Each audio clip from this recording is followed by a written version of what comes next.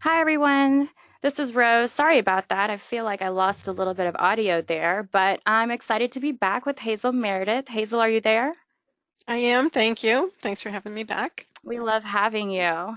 Right. Happy to be back. Being that we are the day before Halloween, I decided to do some kind of spooky themed images for you today. So I'm just going to jump right in here. And if you have questions as we go, feel free to type them in the chat box because they will be looking at those, and Rose will feed a few questions here and there, and then we'll answer some more at the end of the presentation. So I'm going to start by dragging in actually two images for this project. So the first one is this old house, and I think my content's all synced because I did that earlier. And I'm going to also drag in this image of some graffiti. So I'm going to click on the house image to make it my active image. And I'm going to go over here to image. And I'm going to take this graffiti and I'm going to drag that into this layer. So it's just like creating a second layer when you're in Photoshop, except we're doing everything today in Studio. I'm not opening Photoshop at all. I'm going to do everything here in Studio. So what I want to do with this image is I'm going to blend this into the house to make it look like there was graffiti on this house. So that I can see what I'm doing, I'm going to lower the opacity of this layer so I can see the house through it for now. And I'm going to resize this image, and we're going to, and I don't want to lock the aspect ratio, so I'm going to turn that off because I want to move this around the way I want it. And I'm going to just kind of come in close to the house here. And we're going to bring this up about like that. And we're going to come down just about there. And then we're going to add a layer mask to this image. So I'm going to click on this thumbnail up here on the layer, open up my layer mask, and I'm going to grab the brush. And I'm going to make the brush probably a little bit smaller for right now. And what I want to do, grab my brush, and I'm going to mask away the image around the edges where it goes over the sides of the house here. So we're just going to mask that out, and we're going to come over here and take it off of the roof as well. And we're going to get rid of all of that. And then we'll come over to this side and do that here. Now, I'm probably not being quite as careful as we would be, if you're doing this yourself. I'm doing it a little bit quicker than normal, just so that we can get through the project. But you will see over here as I'm masking that it shows up on the layer mask. And we're going to, again, come right along here, get along the edge. And then I want to mask it off of the shrubbery and stuff down here at the bottom. So we're going to go across here, get rid of all of this. And then we also want to take the graffiti off of the windows and the doorway. So we're going to mask some of this out. And we really don't have to be super precise because when we get through with all the rest of the techniques, you're not going to notice if it's not quite perfect. And let's do the doorway and the shrubbery. I'm going to get rid of it off the bottom of the house here. Alrighty, so that's pretty good for the moment. And if you wanted to get rid of a little bit too, just like partly off of, say, the pillars of the house, we could make the transparency of the brush about halfway and just lighten that up a little bit as well. Maybe a little bit off of this shading underneath here. All right, we'll go with that for now. So now we're going to take the opacity of this layer all the way back up to 100. But we're going to change the blending mode of this layer to darken. Remember, blending modes combine one image with the one beneath it, and the different blending modes changes the way the top layer is interacting with the bottom layer. So I'm going to go ahead and hit apply. I like to do that more often probably than some people do, just because if I find it easier to have a combined image and then go on to the next step and work with other presets. So I'm going to come down over here to my favorite Topaz textures, and we're going to go into the gritty grunge area. And what my goal with this image was, I had the idea of putting this graffiti on here, but I really wanted to darken the sky. I didn't want it to look like it was in the middle of the day. So by a combination of things, I managed to get the result that I wanted. We're going to come down to striking grit, and I'm going to apply that one. And then I'm going to come back over to the earthy category, and I'm going to choose careless. And now we have a nice, dark, ominous looking house. And I thought it was really cool when I was looking at this after, just the way that the textures in the background happen to go, it just happened to line up over the chimney. So it almost looks like smoke coming out. And I thought that was pretty cool. So we could go ahead and save this, and then to save your image, you always do File Save As. I already have this saved, so I'm not going to go ahead and save it, but you would go File Save As, and that would bring up your dialog box. You can save it as a TIFF or a JPEG or as a studio file or a PNG. And if you want to rename it, you can. And then from there, what I did in mine, and this part I did do in Photoshop afterwards, but I'm going to show you my results, was you could go in, and there are so many brushes out there online for sale. I added some lightning to it because I really wanted it to look spooky. And then if you really want to have fun, you could bring in some clip art and really turn it into a Halloween image. So I added a spider web and a pumpkin and a ghost and some bats and the moon, and you could just have a lot of fun with this kind of stuff. So that is our first project. So I'm going to close all of these guys. And our next image, we're going to work with some pumpkins. So this was one I took actually a few years ago, just a pumpkin patch at a local farm. Actually, when I took this pumpkin was not here. It was kind of an empty space here. So I copied, made a selection of this pumpkin, copied it to a separate layer, flopped it horizontally. You can see the stem is facing the other direction, and then just resized it and plopped it in there. So it filled it in quite nicely for what I needed. For this image, I'm going to go into our basic adjustments, and here I wanted to change my clarity to 0.29. Now normally you would just play around with the sliders, but because I wrote down my results, I'm going to type them in so that way I get the exact same number. And I lowered the highlight, minus 57. And then down here I took the saturation to 0.16. So just really kind of boosted this a little, but it's going to look very different when we're done. So we're going to go ahead and hit apply.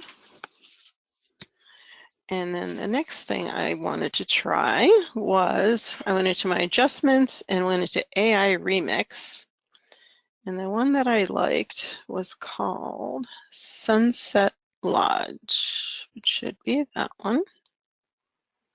And I went with the style strength on high, and I changed the saturation. I desaturated just a smidge to 0.61. So I just wanted to kind of a, I don't know, old-timey kind of look on this one. So I'm going to apply that. And then, being a little slow today. Usually my computer is much faster than that. And I come over here, and in Studio, I'm going to go to the vintage category. And there was one called Graphic Sketch. And I'm going to go back and change these to alphabetical because sometimes they, let's see if I've saved it. Sometimes they get out of order. Let's see if we can type it in.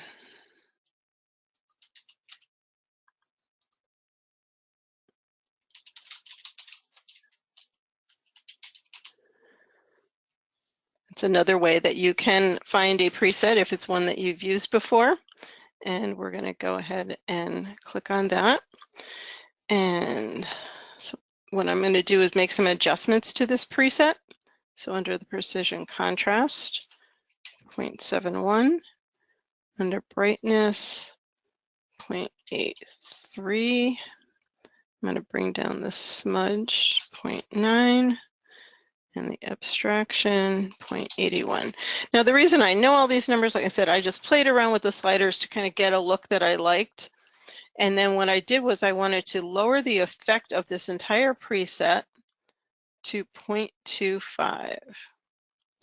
And I wanted to just overlay on top of the orange pumpkins, give it a little more detail in some of the lines, but yet let the color show from the other preset that we did. Now we're not quite done yet. We're getting there. I'm going to go into adjustments and I'm going to add a vignette. And I wanted the center of the vignette to be not quite the normal center. So in here I typed minus 0.14. I wanted it a little below center, so because of this dark pumpkin down here. And then I made my strength 0.5 is good, size 0.72, transition 0.22, and our roundness 0.39. And then I'm going to close that up and we're going to add one more adjustment. We're going to go down to texture. And from here, we're going to choose in the group textures and the category. I'm actually going to choose, Meredith Images. There are some of my textures that come as part of Topaz Textures. And the one I'm going to use is over here. And I'm going to change the blending mode on this one to multiply and the opacity to 0.43. And there we go. And that's our finished pumpkins. So we went from these bright orange pumpkins to our nice muted, maybe not spooky, but you know, a little more vintage looking pumpkins. So let's close these guys. And the next thing we're going to do is a mausoleum. This is at Mount Moriah Cemetery in Philadelphia. It's a beautiful place. There's a group that's been working to kind of reclaim it. It fell into a state of disrepair when former caretakers passed away, and then it wasn't sure who actually owned it, so it got very overgrown, and it's becoming a really pretty place again. They've been doing a lot of work there. So we're going to go into our texture effects. This time we're going into the earthy category. And we're going to go down to Midnight Lake. And this one I was really going for a very vintagey look. So we're going to apply this one. And then in our adjustments, I went into edge exposure because I wanted to fade out the edges here. So on the left exposure, I went minus 0.54, the size 0.3, and the transition 0.03. Now I want that to be the same on all of the sides, so I can click apply to all and it will automatically do that to all of them. But I did want to make one adjustment to the top one, and I changed the size to 0.36 just because of the coloring there. I just added a little bit more. And so we can close that down. I'm going to go into adjustments, our precision detail. I'm going to do overall, an overall small detail, 0.11, overall medium 0.15, and overall large 0.05. And then one more adjustment. I went into bloom, and we're going to do strength 0.34, threshold 0.85, and bloom size 0.43. And apply. And there we are. This one reminded me of just like a vintage postcard kind of thing, with the faded edges, or a vintage, photograph. Just thought it looked nice for the subject matter. Alrighty. Let's close these guys. And next up, we're going to do, this one I just took the other day. This is a very old cemetery in Cape Cod. I was out on the Cape judging a competition Thursday night, and Friday was a beautiful sunny day. And I came across this cemetery out near Truro, and I was amazed at the history, just reading these stones from the 17 and 1800s. It's like, wow. And I was also surprised to see that a lot of people actually lived to 70s and 80s-year-olds, which is kind of unusual back then. So from here, we're going to go into adjustments, and we're going to use our AI Clear. It's going to get rolling here for us, and then we can make some adjustments. Remove noise, I want to leave on auto, and I'm going to change the enhanced sharpness to high. And I'm going to hit apply, and you can see how nice and sharp, and you could read all of these stones in here. So we're going to apply that one. And then we're going to go into, actually, I'm going to go over here to our detail, and I want to go to creative detail and feature enhancement, and just make that really pop a little bit more. Hey, Hazel, do you mind showing the Sure. before and after? Oh, absolutely. Awesome. So let me zoom in, and so let's click back over here. Was our original. So you can see it was kind of sharp, but not really. I mean, it's readable, but it's definitely not as sharp as when we really get it after running it through Clarity, and it takes a second to kind of pop into view. And then now we are at this with our detail. So yeah, I think it did a really, really great job of sharpening everything up in there, making it nice and crisp. Alrighty, so we did that one. So now we're going to go back over to texture effects, and we're going to go to the vintage category, and I'm going to choose Old Western. And let's zoom out so we can see that one.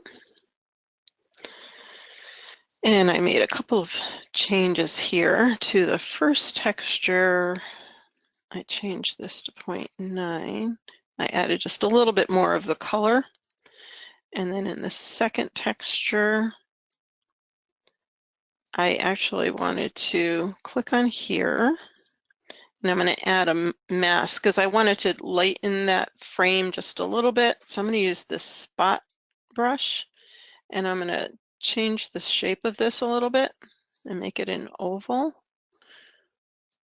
And you can see this kind of gives you a square idea, but when we actually get our mask, it's going to be the oval. And then I changed the density of the mask to, click on adjust, and changed this density to 0.35.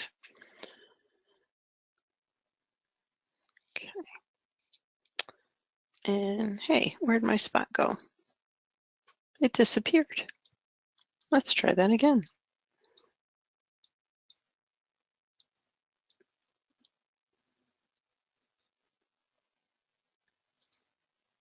Okay. And now we can go to 0.35. There we go. I just wanted to lower the density of that mask a little, the opacity of it, so it's not quite taking all of the color away. And then we're going to go back into our preset here. And in the color overlay, I changed that to 0.65. Get a little more of the brown color and hit apply. And we're going to make a few more adjustments. I'm going to add some other textures. Go into texture. And our group, we're going to choose dust and scratches. And category dirty. And I wanted to use this one. And then I'm going to add a second one. So we're going to go back in here.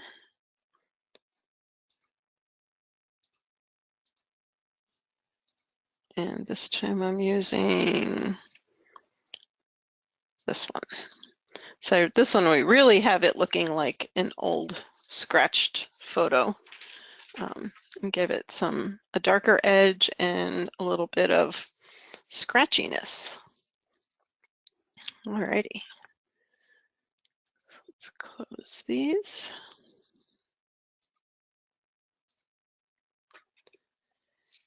And we have a couple more here. This time you're going to be amazed at the transformation in this one. We're going to bring in it's called a Chevy Style Master. This is a I think it was a 43. This was a place in Massachusetts that Dave found years ago. We've done some photographing here a few times and a couple of workshops too we've taken there. It's basically a Chevy parts yard, and he has all these old cool cars there, and he also has some really nice ones that he's restored, which are pretty cool. So the first thing, and this is pretty much unedited file, so we're going to do everything to this file, starting with our basic adjustments. And we're going to go into exposure and go 0.5. And our clarity, 0.49. Our shadow, 0.43. Highlights, minus 0.62. Our black level, minus 0.14. And our white level, 0.33. And we're going to come down to our saturation, 0.16, and the temperature, minus 1.6. Okay, so that's our first basic adjustments. And we're going to come back into adjustments again. And we're going to come to our tone curves. And from here, I just wanted to brighten my shadows a little bit more and then bring down those highlights a little bit more. Alrighty. And then come back in here and go to our precision contrast. And in lighting, 0.30 and highlight minus 0.66. And we're going to come down to color and we're going to change our vibrancy to 0.14. And we can close that one up. And one more adjustment here. I'm going to go back to that precision detail. And again, I'm doing overall. Small detail, 0.23. Medium, 0.18. It changed the medium boost this time, 0.15. Large detail, 0.13. And then in the shadows, I changed the medium to 0.16. And we're gonna hit apply.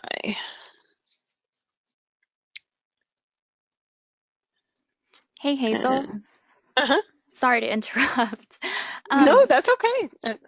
Do you mind I'm gonna going show you. through each one of the adjustments and kind of showing, like click on the eye to show what it does before and after, so Absolutely. they will know what tone curves, does to your Yeah, image and what precision no contrast. problem. We can Awesome. do that. Yeah, let me, I'm back on the first one. I also wanted to show you the total before and after. So that's what we started with. So you can see where it's very flat. There's not a lot of detail, in the hood and all of the areas around here. And then with these adjustments, we've just brought all of this detail out. So that's a good idea. So I'm going to hide all but the first one. So our first, again, there's where we started. So our first basic adjustments, we tweaked the exposures a little bit in the highlights and the shadows, and I brought down the temperature, cooled it down just a smidge with that one. And then we did our tone curves, and what I wanted to do there was I darkened my highlights a little bit, and then I lightened those shadows a little. So again, here's the before and the after. So we just tweaked the lights and darks a little bit on that one. Contrast, just you can see before and after. Again, it darkened the highlights a little because we brought down some of that contrast there. So it was a minor tweak, but I thought it helped. What we're going to end up doing is hiding most of this background, so that's why I'm not too concerned that this is still bright, because we're going to be putting some textures on here, because I really wanted to focus the viewer on this main subject. And then the detail just brought out all that great detail in that rusty peeling paint. So it almost gave it a little bit of an HDR look without having to have multiple shots, because I didn't do that with this particular image. Actually, I think I did, but I'm using just the one rather than doing the HDR, and I got, I think, better effect here than in HDR, because it didn't give me any halos or any weird highlights going on, and I could really control each feature. Alrighty, so now I'm going to go over here where I have it all merged, and I'm going to go into my adjustments, and I'm going to go down to texture again. And from here, and the reason I'm choosing the groups is because I know I want texture, so I don't have to look through this whole list of everything else. You can just kind of limit how many things you're looking at in here. So that's the reason I've done that. And then the category, I went with urban grit. And again, I kind of cycled through to find what I actually wanted, just to narrow it down. And I went with this one. Now I know that looks weird, but remember we have blending modes to change and our opacity. So for this one, the blending mode, I went with multiply, and that's one that tends to darken the texture and the way that it interacts with the image beneath it. When you're in blending modes, these darken, multiply, color burn, linear burn, darker color, those are all going to darken the texture. From lighten down to lighter color are all going to lighten the effect. And then these change the mid-tone contrast from overlay down to like linear light. These I usually don't really use much when I'm doing texture work, but on occasion, you never know. It's always good to check. Probably the most often used blending modes when you're working with textures are multiply, overlay, and soft and hard light. Those are kind of my 4 go-to ones that probably 90% of the time are what I end up liking. Okay, so here I'm going to, so I have the texture applied, but I don't really want the texture on the car, so we're going to put a mask there. So I'm going to click on my thumbnail, grab my brush. I'm going to make it a little bit bigger this time, and I am on black. So I'm just going to mask away. Oops, going a little too far out. I'll have to fix that. And I'm going to do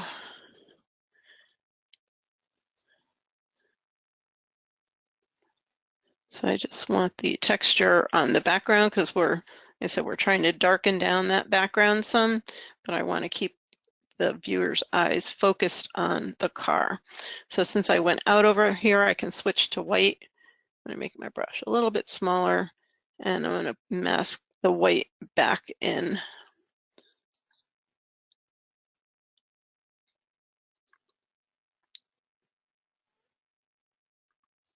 Okay, that will do for now. Actually, I think I went back to black, didn't I?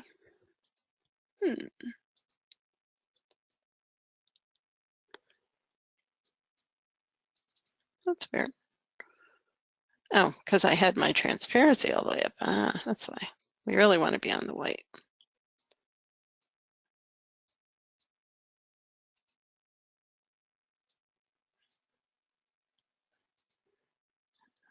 Okay, that will work, and we'll fine tune that as we go along. Alrighty, so we're going to add a second texture.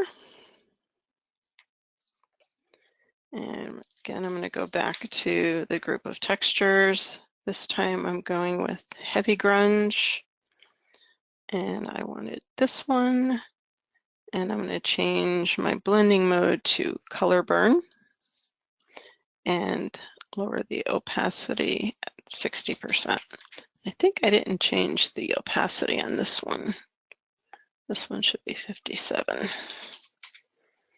Okay, so again, I want to mask off of the car, but we don't have to actually create the mask again. I'm going to click here so we have our mask, but I'm going to click up on our first one. And if you go to this little, what they call a hamburger menu over here, and I can copy the mask and then go back to this one, click here and paste the mask. So when you're doing the exact same thing, you don't have to duplicate the efforts. So you can say, well, I've darkened down our background now. Again, you can fine tune that mask a little bit more, grab the brush and make it a little bit smaller and paint back if you've missed a few areas there.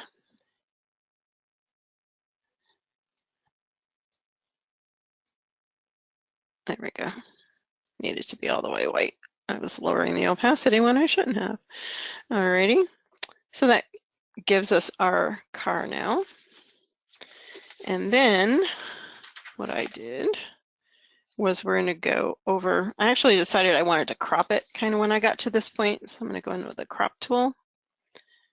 And I didn't like some of the stuff along the edge there, just a little bit on the sides and say done.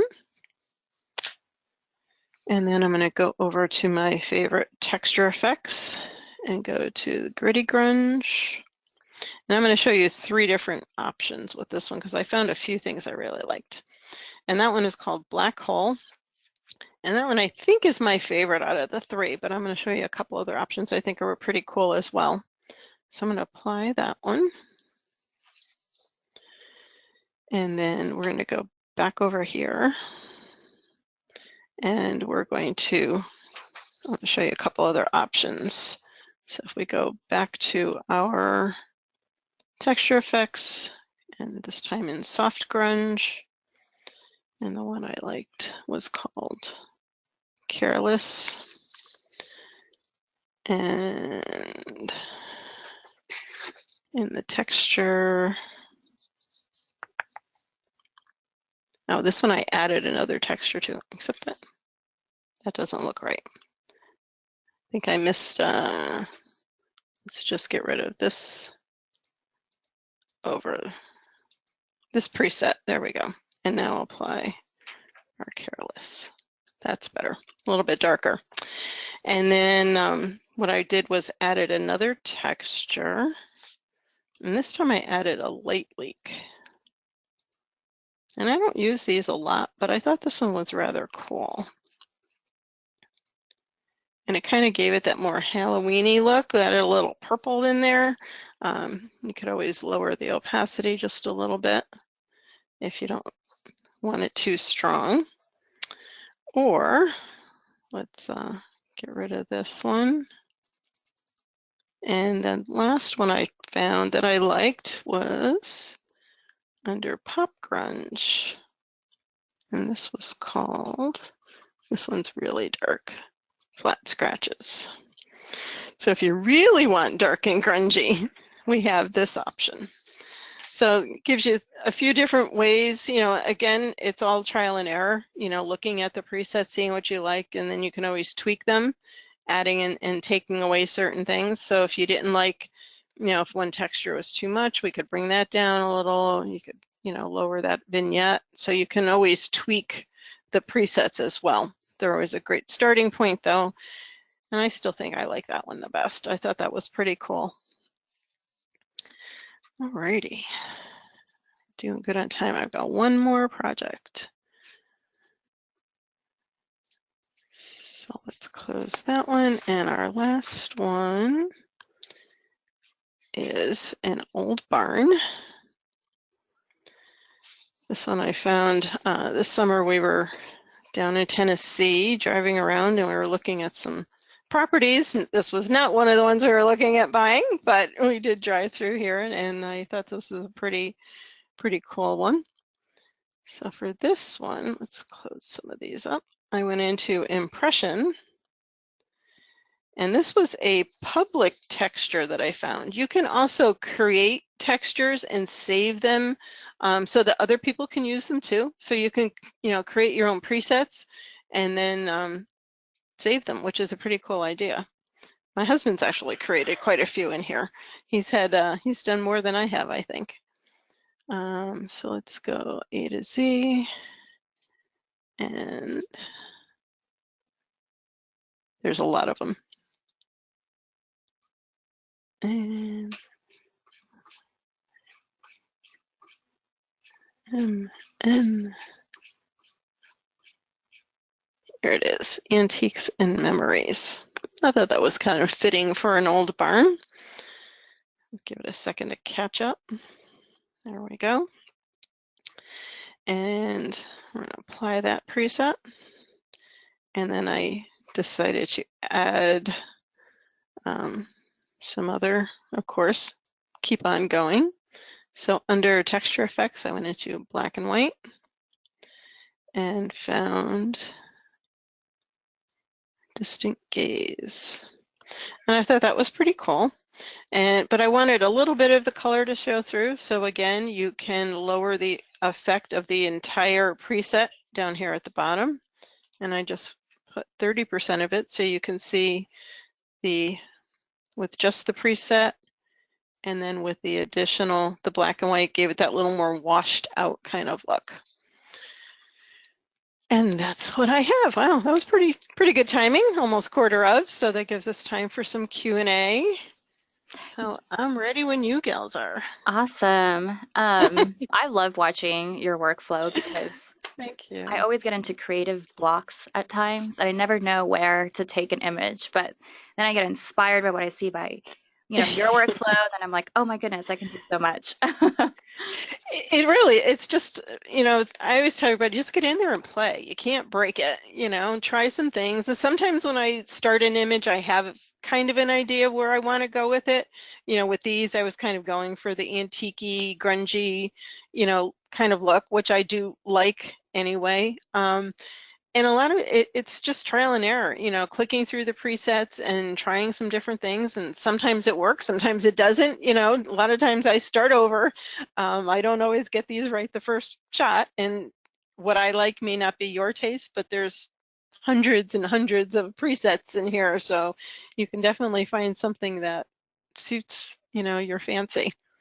Mm-hmm. Well, I know we get this question every single time, and I'm pretty sure you know what the question is, but if you don't mind explaining the difference between apply and duplicate and when you feel it's the best to use it. Okay, it is a good question. I like to use the apply when I'm doing a lot of things, especially if I'm using a preset, because if I use this preset, like we have a preset on here now, but then I click on a different preset, it's not going to add that preset, it's going to replace that preset. So if I hadn't hit apply, then I will lose like kind of where I was at. So if I hit apply, see if I hit something and I can go back a step if I decide I don't like that one. So it's easy to go back and forth, and then when you come over here, you could either hit the little reset button and it'll go back to where it was after you hit apply. But then again, like I said, if I hit this one and then I go, well, I like that, but I want to add another one. If I hit this, it's going to replace that one, not add to it. So if you want to keep layering on different presets or different adjustments, that's why I use the apply. So that's basically, it's going to apply it. So if I hit apply now, it's going to apply it, but then it's actually going to duplicate it for you. So now you can go ahead and it's like starting with a new image. Okay. Duplicate would just duplicate it as is without adding anything to it or applying anything to it, I mean. Right. Does that And make it will, sense? and it will keep all the adjustments to the right as well in the adjustment panel. So those Yes. are the two big differences, I would say. Yep. Awesome. And everyone sure did love your clip art, and they're all asking, they loved it. They're asking The where'd you little get them? bats and things. Uh-huh. Um, this is actually all, I'm going to bring that image back over so you can see it. This was all freebie stuff that I found. There's a site called Brush Easy. It's Brush EEZY, and they also have a Vector Easy. And there are tons and tons of, they have a subscription version with, you know, some higher end graphics, but there's so much stuff in there that's available for free. Just be sure to check the licensing, because sometimes the free ones are for personal use only. So if you're looking to, you know, put this on something that you're going to sell, you want to make sure you have the proper licensing. But to do something like this for myself, I could easily use the free ones. And you can see, like when I put the ghost on here, and these I did in Photoshop, lowered the opacity so that the ghost was more transparent. And there are lots of brushes. You can get lightning brushes, you can get cloud brushes, you can get brushes for just about anything. And that's just one site. I do have some links on my website to certain things, and I'm often in my weekly blog that I do, the Sunday Sampler, when I find these freebies or good deals on like bundles and packages of things, I put that in there every week too. So I actually had some freebies in last week's post. I know some people signed up today for my blog, but you can go back and find what I posted last week. There was a bunch of freebie stuff in there. So yeah, there's lots of stuff. Even if you Google, you know, free brushes and things, you'll be amazed at how much is out there. Awesome. Can you repeat that website one more time? My website is meredithimages.com, and there's a link on the website to the blog as well. It's Meredith. The blog is meredithimages.wordpress.com, but you can get to each other from, you know, from the other. Right, and that's where you can potentially get some freebies from Hazel as well. So, You can. In my weekly blog, I also give free textures every week. So I call it the Sunday Sampler. So you can get those, and I do have other textures on my website for sale as well. speaking of textures, that was a really good segue there. A lot of people have their own textures, from, different websites or maybe Mhm. possibly you, but they're wondering how they can import the textures into Topaz Studio.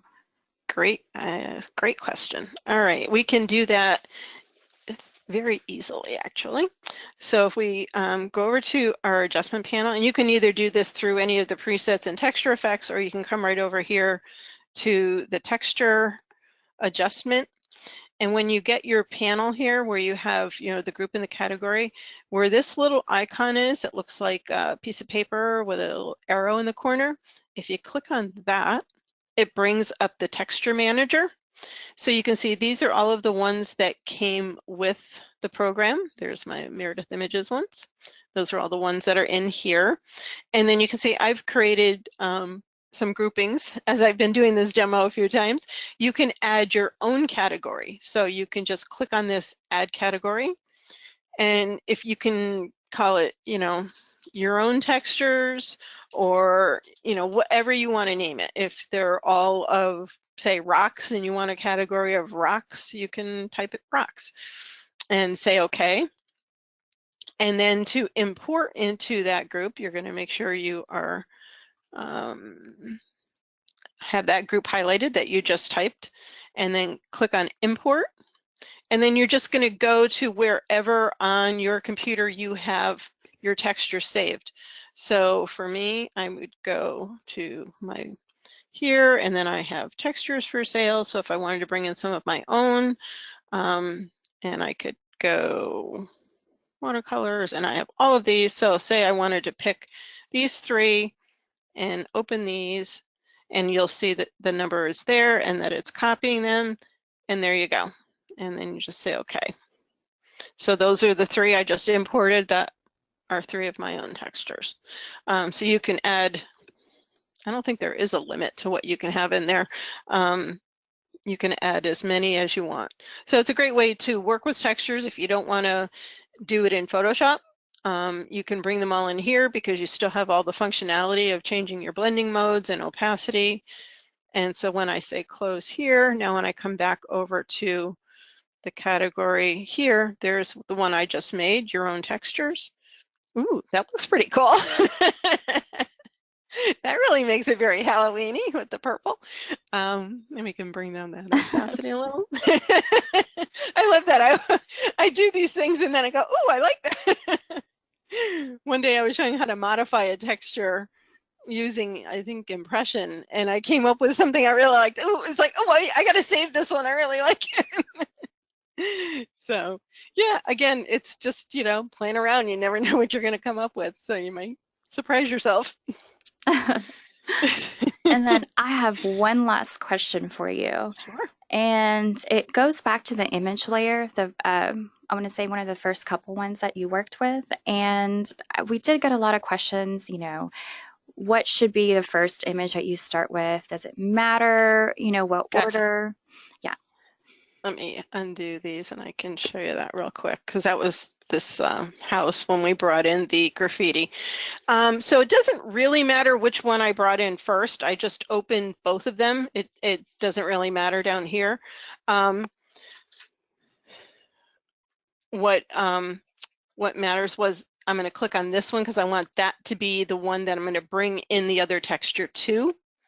Okay. And then, so we clicked on image, and that gave us an image layer. So you actually, if you don't want to open it here, you could actually, I'm working with 2 screens. That's why you see these things kind of magically appear in the middle of the screen. And I'm not using, file open, but you can definitely, if you're working on one screen, you would just go file open, or I could grab that same texture from my other screen and just drag it over. So whether it's down here, or, oh, actually it doesn't like it coming from that screen. So it does need to be down here. And then you'll see how the outline is turning blue. And so you're just going to grab it from there. And now I can close that one because we've already dragged it in here. And you can see that it's now over top of the house. So you want to have whichever layer object you want on the bottom, you want that to be your open subject, and then you're going to open the image layer to bring in whatever you want on top of it. So this would be like your top layer if you were in Photoshop. Sound good? Very cool. And then, of course, we ask this every time. And, I've always wondered if this has changed for you now that we're coming out with, all these different adjustments and, new things. What is your favorite adjustment and why? Well, texture effects is definitely my favorite part of the plugins, just because textures are kind of my thing. I do love the new AI Clear, and Remix is a lot of fun, and AI Gigapixel. If you do images that you want to make big prints of, that is fabulous. I've tested it with images that I had downsized to like 4x6s that I use when I post to Facebook, and blew them back up at 600% and was just completely amazed at the quality. Just fabulous. There is no other product that does what a gigapixel does for that quality at all. So those are the newest products that I'm really enjoying. But again, my editing and my workflow, I definitely use texture effects a lot, and a little bit of impression too. And detail is my usual, has always been my go-to for my sharpening. That's always the last step on an image. Even if I'm working in Photoshop, I use detail all the time as my my final step. Very cool. Awesome. I think I'm going to take the screen back. Oh, wait, I did have All one right. really good question to ask. It's kind Mhm. of a helpful tip for how to use AI Clear and why you actually apply it before you actually start your editing. Let's get rid of this guy for a minute and get back to one image. Let's see if we get rid of that. All right, so if we want to use our AI Clear, I like to do that kind of after I've done my basic adjustments, but before I get into the creative stuff, because then it really has kind of gotten that photo to be a really good quality before I start applying other things. And you can see how quickly that went. And let's click, I'm gonna undo it and redo it. Let's go back to our original here. And because it just did it really fast and it came out really, really good. And you can see how much sharper that became in here, and especially in like the details and the shadows and all. I'm really happy with that. And then again, sometimes depending on the image and the noise level, I just left that on auto, but sometimes it works better. You know, definitely try the others and see what gives you the best results. You can see that actually it looks more grainy. So it needed like the high, or the auto probably was choosing the high because that didn't really get rid of enough of the grain. Oh, look at that. It's like, wow, you know, it completely, all the grain is gone, all the noise is gone from that image now. It looks really, I don't know if it looks as good on your screen as mine, but it's like, It wow. looks really good. There's the before and there's the after. And you know how far away I was taking that image. That's a pretty small part of that picture. And it's done a pretty awesome job at cleaning that up. So that's pretty impressive to me. The other thing I was going to mention, if they go on my, I know you're going to mention the coupon code I have, but I also have the notes for today's session available if you want to follow along when you watch the replay. They're available in my online store for just $5. Another little plug, but but it's fun if you really want to, you know, try these. I give you the images, you can play along with it, plus there's a bonus set of textures in there for you. So All it's a right. fun little thing if you really want to The test notes, out some of these things. Yeah, the that notes way you know really all do the help. settings and stuff. Uh-huh. It's the notes that I use today, so you know, you'd be able to replicate, which is fun. I did them for the last webinar and people seem to really enjoy it. I had some really good feedback on it. Perfect. And you can always follow Hazel Meredith and what she's doing, and all of her notes is going to be on meredithimages.com as well. And if you have any questions too, you can reach out to her on our website as well as Facebook too. She's very, very responsive. So it's really fun to talk to her and, you know, get the answers that you're looking for. Of course, if you have any more questions about this presentation, about the content that we just shared, or about our Topaz Labs products, you can always contact us at webinars@topazlabs.com. And the link is right there as well. And we will obviously send you a recording here in a couple minutes once we've edited the video, so you can follow along with her notes as well. I had a great time. This was fun. Especially Thanks. for the Halloween spirit, you know, gets me in the mood. But I thought it would be a fun way to celebrate the holiday anyway. Something a absolutely, little different. absolutely. Well, thank you everyone for joining us. Thank you, Hazel. It's always a Thank pleasure. you. Thanks everybody for joining us. All right, you guys have a great day. See you again soon.